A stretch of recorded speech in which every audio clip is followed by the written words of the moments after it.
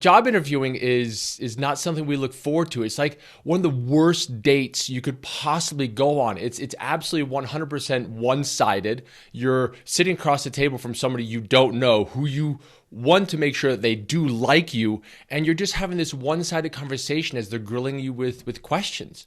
Interviewing is stressful. And I've seen this live and in person. Long ago, far away, I worked for Match.com. And I would put on live dating events. And one of my favorite ones, and everybody's favorite ones, was speed dating. Speed dating is kind of like interviewing. And people were really, really stressful through this. During my time as a global sales manager, I had the opportunity to build quite a few teams.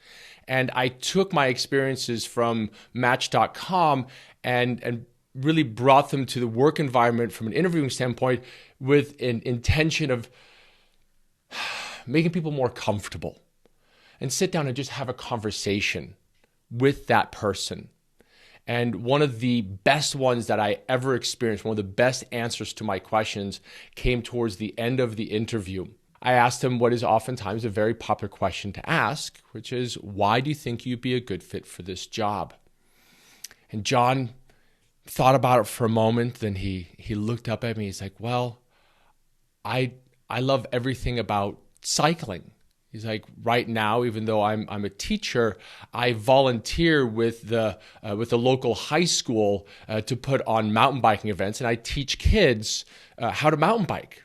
And I love doing that. And as a teacher, I'm very, very structured. I've always put together lesson plans to make sure that my students get the best learnings possible and really maximize their education. And lastly, the reason why I think I'd be good at this sales job is, well, frankly, I've been selling math to children for the last 4 years.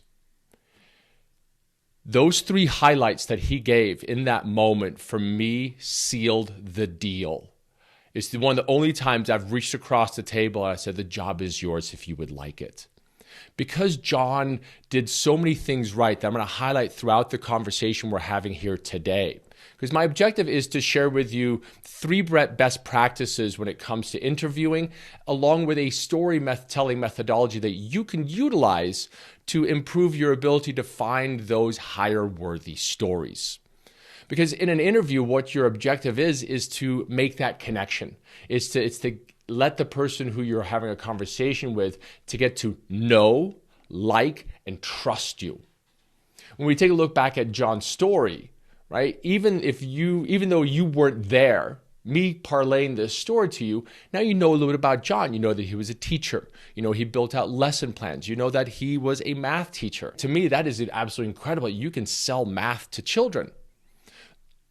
And he's volunteering. And as the organization he was applying for, the give back to community is an incredibly important piece. So when we look at John's story, simply put, we all know John. We all like John, and we all trust John just a little bit more. That's the reason why I ended up hiring him. The stories that John told were specific to the job that he was applying for. He'd done his homework. And one of the first tips I want to share with you is in your best practices is you want to take the time to find the most relevant stories. Because oftentimes the first story that we think of is not the right story for the job. But what stories are we going to tell? Where do these stories come from? How can I find these stories? Well, that's where the methodology that I'm going to share with you is a methodology called First Best, Last Worst. And it's part of our With One Word storytelling series. And what this allows us to do is it allows us to search in our mind's eye for relevant stories, it allows us to shape those stories, and then very critically, we need to share those stories out loud. And the way that this game works is in this box right here, a word is going to appear. And because we have a limited amount of time, I'm just going to play this game for you and show you what it turns out to be. But you can use this technique yourselves to be able to find those relevant stories. The way that works is a word's going to appear here, and then we're going to think of our first experience with the word, our best experience, the last experience, and the worst experience. And keep this in mind for stories.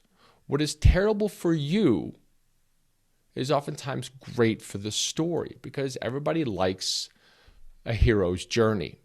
So let's play the game. In this case, because it's applicable to interviewing, the with one word is the word job. And what I would do in this moment, I would think back to what's my first job? What's my best job, my last job, and my worst job? For you at home, take a moment. Think about this. And all you need to do is just think about the job itself. That's as far as you need to go.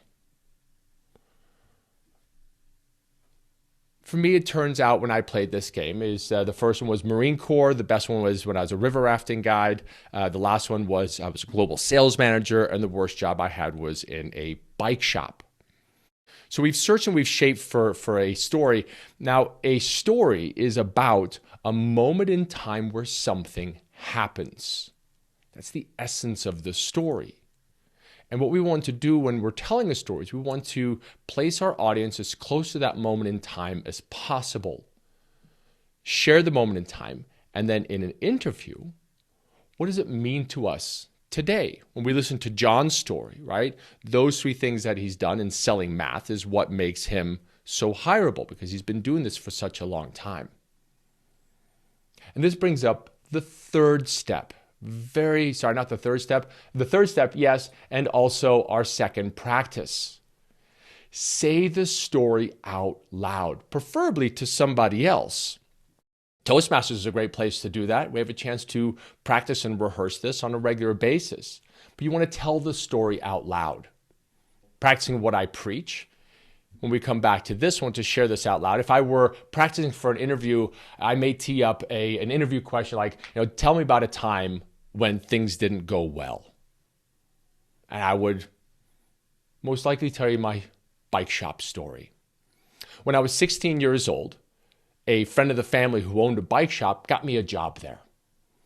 And on my first day, my job was to build bicycles. And I was told that when I get good at this, I should be able to do at least a bicycle an hour.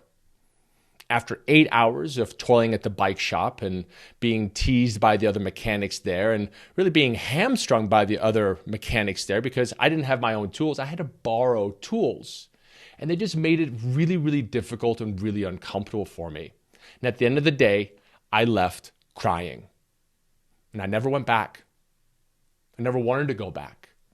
And as a result of that, I made it my mission when I worked at a place and somebody new came on board, I always welcomed them. And as a manager, I always made sure they had the tools for the job so they could be successful from day one. What does this story show us? Well, it's the best practice number 3. We want to be specific, concise, and memorable. I gave you a specific time. I gave you a concise amount of things that I did. And the memorable part is I gave you the meaning behind it, the things that I do today. And this is just a practice story. It's for fun. I know this is a lot of information, but my time is nearly up. So I want to wrap up with 3 best practices. 1, find the right story for the right job. Practice it out loud. And very importantly, be specific, concise, and memorable. And then you too will find hire-worthy stories. When you get a tell me about yourself question, like the one for John, give 3 highlights. He told us that he volunteered in mountain biking. He shared with us that he is a teacher and organizes lessons plans. And the third thing that he gave us is that he sells math to children. 3 simple little highlights all tied together with a little bit of a meaning.